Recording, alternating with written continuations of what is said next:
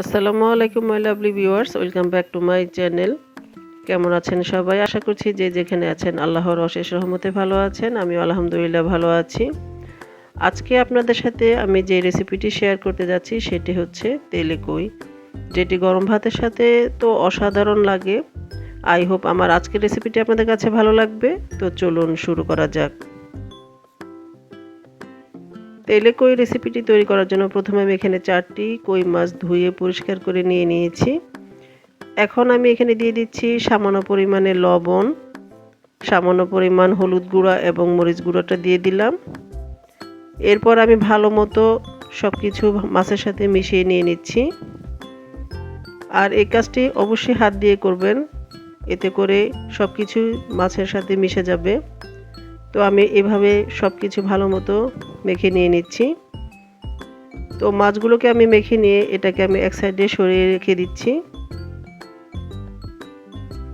এরপর আমি এখানে একটি পেস্ট তৈরি করে নিব। এর জন্য আমি এখানে ছোট সাইজের 2টো টমেটো টুকরো করে নিয়েছি। সেগুলো আমি এরকম একটা ব্লেন্ডার জারে দিয়ে দিলাম। তারপর আমি এখানে বেশ কিছু পেঁয়াজ কুচি দিয়ে দিচ্ছি। এরপর আমি 2টো কাঁচামরিচ এভাবে ভেঙে দিয়ে দিচ্ছি। এরপর আমি এটাকে ভালো মতো একটা পেস্ট তৈরি করে নিয়ে নিচ্ছি। চুলায় চলে আসলাম। এখানে আমি একটি ফ্রাইং প্যান দিয়ে দিলাম আর দিয়ে দিলাম 2 টেবিল চামচের মতো সয়াবিন তেল। তো তেলটা যখন একটু গরম হয়ে আসবে তখন আমি একে একে সেই মাছগুলো এখানে দিয়ে দিচ্ছি। এটাকে আমি খুব ডিপ ফ্রাই করব না, জাস্ট একটু হালকা করে আমি এই মাছগুলোকে ফ্রাই করে নিয়ে নিব। তো মাছগুলো দেওয়ার পর এখন আমরা একটু অপেক্ষা করছি এক সাইড ভেজে নেওয়া পর্যন্ত। তো মাছগুলো আমার এক সাইড ভেজে নেওয়া হয়ে গিয়েছে। এখন আমি অপর পাশটা এভাবে উল্টিয়ে দিয়ে দিচ্ছি। অপর পাশটাকে আমি এভাবে একটু ফ্রাই করে নিয়ে নিব।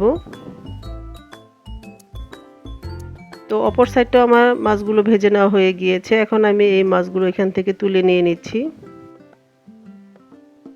তো এরকম করে আমি সবগুলো মাছ এখান থেকে উঠিয়ে নিচ্ছি। সে একই তেলের মধ্যে আমি আরও 2 টেবিল চামচের মতো সরিষার তেল দিয়ে দিলাম। চাইলে আপনারা জাস্ট সয়াবিন তেলটা দিয়ে রেসিপিটা তৈরি করে নিতে পারেন। এখন আমি এখানে সেই আগে থেকে টমেটো পেঁয়াজের পেস্টটা এখানে দিয়ে দিলাম। তারপর এটাকে আমি তেলের সাথে একটু ভেজে নিয়ে নিচ্ছি। মশলাটা যত বেশি কষিয়ে নেবেন, যে কোনো তরকারিটা অসাধারণ টেস্ট লাগবে খেতে। তো আমি মশলাটাকে ভালো মতো একটু কষিয়ে নিব। এখন আমি এর মধ্যে দিয়ে দিচ্ছি 1 টিস্পুনের মতো হলুদ গুঁড়া আর দিয়ে দিব 1 টিস্পুনের মতো লাল মরিচের গুঁড়া। যেহেতু আমি এখানে 2টো কাঁচামরিচ আগে থেকে পেস্ট করে রেখেছিলাম, তাই আমি সেরকম মতো মরিচটা দিয়ে দিলাম। আপনারা আপনাদের স্বাদ অনুযায়ী দিয়ে দিবেন। আর দিয়ে দিলাম 1/2 টিস্পুনের মতো জিরা গুঁড়া আর স্বাদ মতো লবণটা দিয়ে দিলাম। জাস্ট এতটুকুই আমি গুঁড়া মশলা এখানে অ্যাড করে দিয়ে দিলাম। এরপর আমি এটাকে ভালো মতো আবার নেড়েচেড়ে সব কিছু মিশিয়ে নিয়ে নিচ্ছি। তো তেলের সাথে এটাকে ভালো মতো মিশিয়ে নিলাম। আমার কাছে একটু ঝালের টেস্টটা কম মনে হয়েছে, তাই আমি আরও 1/2 টিস্পুনের মতো লাল মরিচের গুঁড়া দিয়ে দিলাম আর 1 টিস্পুনের মতো আদা রসুন সমপরিমাণে পেস্ট দিয়ে দিলাম। তারপর আমি সব কিছু আবার ভালো মতো তেলের সাথে কষিয়ে নিয়ে নিচ্ছি। তো দেখতেই পাচ্ছেন মশলাটা আমার ভালো মতো কষিয়ে নেওয়া হয়ে গিয়েছে, তেলটা উপরে ভেসে উঠেছে। তো ঠিক এই পর্যায়ে এখন আমি আগে থেকে ভেজে রাখা মাছগুলো দিয়ে দিব। তো আমি একে একে সবগুলো মাছ এখানে দিয়ে দিচ্ছি। দিয়ে এখন আমরা এটাকে একটু নেড়েচেড়ে নিচ্ছি।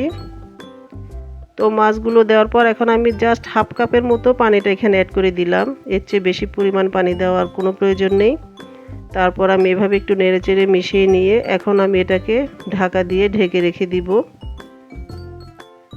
তো আমি 3 থেকে 4 মিনিট পর ফিরে আসছি।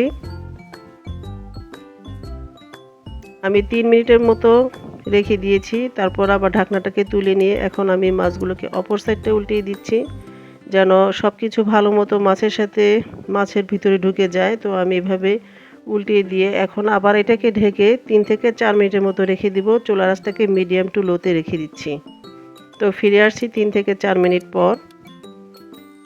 তো আমি 4 মিনিটের মতো রেখে দিয়েছি। দেখতেই পাচ্ছেন তেলটা উপরে ভেসে উঠেছে, দেখতেও খুব অসাধারণ টেস্টি মনে হচ্ছে।